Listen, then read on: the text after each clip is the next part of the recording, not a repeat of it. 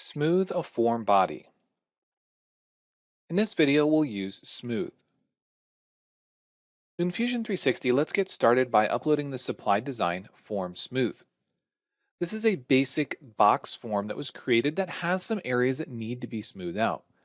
While this is a tool that we already looked at under modify, I think it's important that we get exposure and play around with these tools to really see how they behave. Sometimes using them on a complex generative design is not the best way to understand their functionality. So let's go ahead and select Modify and Smooth and take a look at what we can do. First, I want to select all the faces on the top. I'm going to do this by manually working my way around, making sure that I select all the faces on the top of this design. Then I'm going to take the smoothing slider and drag it to about zero point 0.5.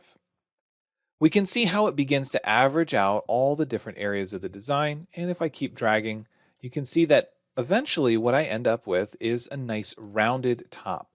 What it's done is it's taken all of the highs and the lows and it's averaged them out, giving us a nice smooth result. Let's go ahead and say OK. Right click on the marking menu and let's repeat that process. This time I'm going to deselect those faces and I want to select the ones on the side. However, instead of selecting all of them, let's go ahead and just grab the middle four. Once again, let's use the slider about to halfway, then let's go all the way and see what the result is. You can see that we still have an indentation here because we're only averaging those four faces in the middle. If we begin adding more faces to our selection, take a look at how it begins adjusting the curvature. Understanding this by making those additional selections can often be an important distinction to understand how the tool operates. The smoothing tool is not going to get us back to the original shape of this box, as we can see on the right-hand side. This is because it only has the power to average out our selections. The amount or the aggression of the smoothing slider will dictate how much it can move those faces in and out. But if we have one vertex, for example, if we select this one in the middle, and we use our transform to bring it way out, and then we try to use modify and smooth, selecting the four affected faces and dragging the smoothing slider all the way to the right ends up bringing some of those additional faces out.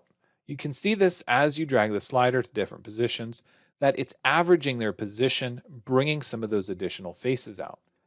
If we include more faces in the selection, it is able to bring some of that backwards, but once again, we're not going to get back to that original shape by using smoothing. It is an extremely handy tool and it's something that we should explore. Another tool that we didn't really touch on that can be extremely handy is going into Modify and selecting Flatten. Flatten's another tool that takes our selection, in this case the control points or the vertices, and it averages them out.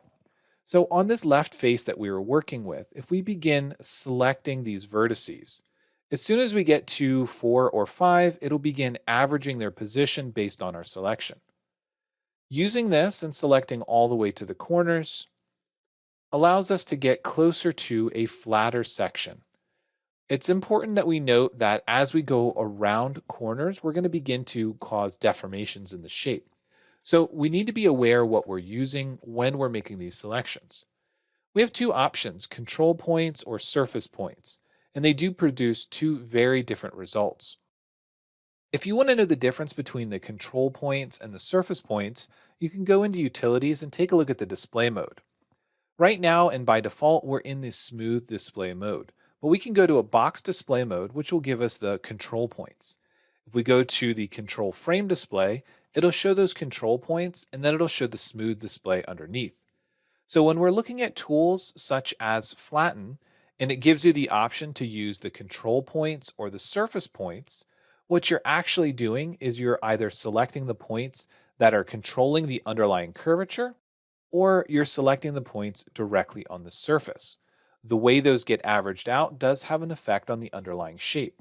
If we use surface points, for example, the surfaces underneath those controls are the ones that are going to be averaged. If we use control points, however, we're averaging the cage or the control on the outside. The control points are generally going to give you a better result, but it is always good to explore these different options. We do have quick keys, Alt 1, 2, and 3, to go back and forth between those different display modes.